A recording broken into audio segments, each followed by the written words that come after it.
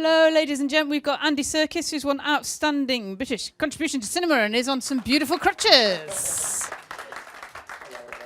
Okay, let's first of all, before we say anything, Diamante on your crutches. I like that. Yes, it was a gift from the wardrobe department on Venom, which I'm directing at the moment. Nice. They thought I'd better spruce up my sort of more care in the community looking. Well, it's looking very good. Well, thank you. Am I allowed to ask what's up? Absolutely. It was it was a skiing faux pas on New Year's Day. So it's nothing. I thought it was going to be something really filmic. What do you not do when you're filming and when you've got a major award coming up is go skiing, and that's what we ended up doing. Okay. So there you go.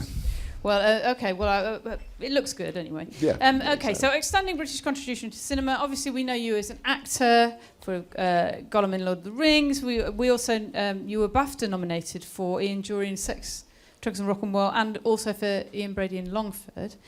But now, directing. Should we talk a bit about directing? The move into directing. Absolutely. It's in the last 3 years. How are you enjoying it? I love it. In fact, it started back in 2011. Peter Jackson gave me the opportunity to direct the second unit on The Hobbit. So, which I thought my first sort of standing up in front of a large crew, would be a small, independent movie. Auteur film, like most people, with 3 characters in maybe 2 locations. But this was directing on a huge scale with a crew of 150 people for 200 days straight, and so it was the biggest and best film education I had in terms of and shooting native 3D and shooting at 48 frames a second. It was a huge, just a massive education that I got, and Peter knew that I wanted to direct and enabled that to happen. So I owe a lot to him for that.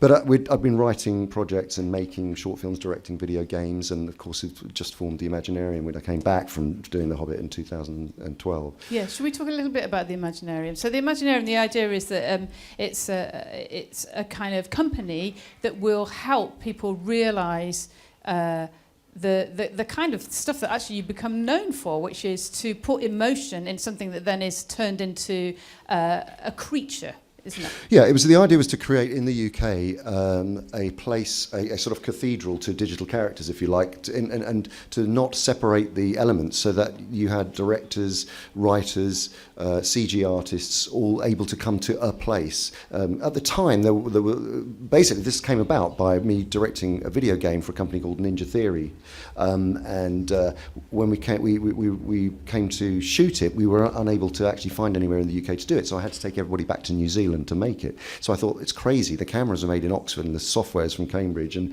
why isn't there a place? So that was what spurred the idea. And then I joined up with Jonathan Cavendish, the film producer, and we decided to form a production company with a facility attached, which recently, 2 years ago, became 2 companies. So now it's a facility which works in next generation storytelling, is what we're saying. The sort of working with the emerging art forms of VR and AR, bringing motion capture into those worlds. For instance, we did and live theatre too. So we did work with the Royal Shakespeare Company on The Tempest and brought motion capture into that arena. So it's like a boutique space and technology centre for pushing and furthering the art and craft. Yeah.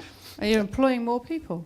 Yeah, we've got. we've got. So there's 2. The Imaginarium is now 2 different companies: the studios and the film production company. So that's we've got a bunch. You've got a lot on your plate. Yeah, I've got a lot on your plate. Okay. Before I throw it open to the audience, I just want to say, what does it mean to actually get a kind of, this is a recognition of all your work, isn't it? This BAFTA. Yeah, I mean, I really, really appreciate it, because it's kind of more. Look, I didn't even, when I came into the profession, I mean, before I became an actor, rather, I had no idea what I wanted to do. I was studying art and design, and happened upon theatre and happened upon acting, and then it's sort of, performance capture was a very strange confluence and sort of banana curve in my career, but actually brought together all of the things that interested me in terms of expression, in terms of design, movement, character. When I became an actor, loved the notion of transformation, and this technology allows you to transform to the nth degree, regardless of the colour of your skin, what sex you are. It's a very it is a truly egalitarian art form in a sense, because you're not hemmed down by what you look like. You can become anything, and that really appealed to me philosophically. You're slightly scaring me now. You can become anything. You can. I'm a bit weird. Okay, I'd like to throw it open to my fantastic friends in the press. You are dead keen. You're always first. So I'm going to go to you. Are brilliant, but I'm going to go to you first. You asked my question. No. So the lady behind you. I've done your job. Hi, Andy. Hey. Stepping into the role of directing Venom, what can you tell us about what you will bring to the sequel? We see a lot of motion capture, I imagine. Well, it's I really can't talk too much about it because I know boring, but we're 40 days into the shoot, and it's really thrilling. We've got the magnificent Tom Hardy obviously at the centre of it, and we see a sort of deepening of the relationship between he and Venom, and obviously there's a nemesis character, and then that's all I can say.